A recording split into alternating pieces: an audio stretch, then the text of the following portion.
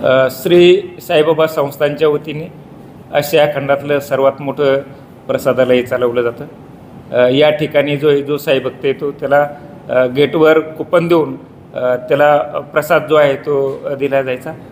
यामध्ये आता बदल केलेला आहे आणि बाबांचं दर्शन घेतल्यानंतर ज्या ठिकाणी उदी प्रसाद वाटप होतो त्याच ठिकाणी जे त्याला प्रसादाचं कुपन त्याचप्रमाणे नाश्त्याचं कुपन जे त्या ठिकाणी दिलं जाईल। या व्यतिरिक्त जे साई भक्त जे आहेत ते भक्त निवासमध्ये राहण्यासाठी येतात त्यांनासुद्धा जे त्यांनी रजिस्ट्रेशन केलं त्याच वेळेस जे त्यांना भोजनाचं कुपन आणि नाश्त्याचं कुपन दिलं जाईल। जे काही साई भक्त येतील त्यांना काही वेळेस पहिल्यांदा प्रसाद घ्यायचा असतो आणि नंतर काही ते दर्शनाला येतात तर त्यांचीसुद्धा व्यवस्था जी आहे ती प्रसादालयात केली जाईल। बाबांच्या दर्शनासाठी येणारा कोणताही साई भक्त जो आहे तो उपाशी राहणार नाही, त्याची प्रसादाची व्यवस्था जी आहे ती साईबाबा संस्थांच्या वतीने केलेली आहे। हा निर्णय घेण्यामागचा उद्देश काय?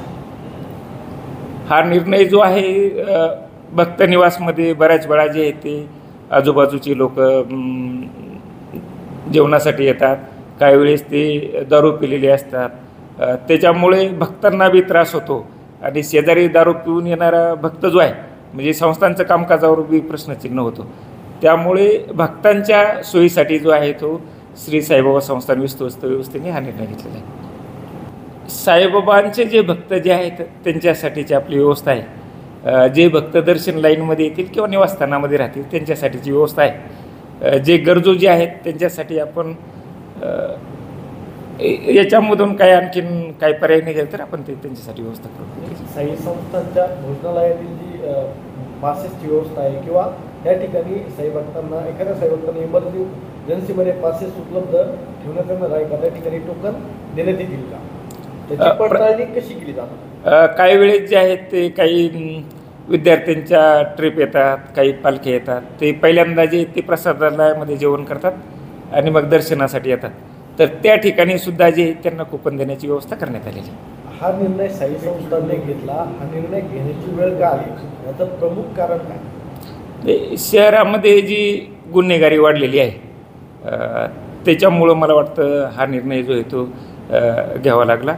बऱ्याच वेळा जे इथे गुन्हेगारी मंडळी असते दारू पिऊन प्रसादालयामध्ये येतात आणि भक्तांची शेजारी बसतात, त्यामुळं सुद्धा जो आहे तो एक चांगला संदेश जात नाही म्हणून हा निर्णय घेतलेला आहे।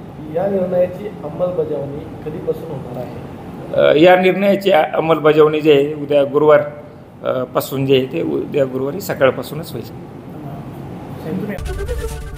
एबीपी माझा, उघडा डोळे बघा नीट।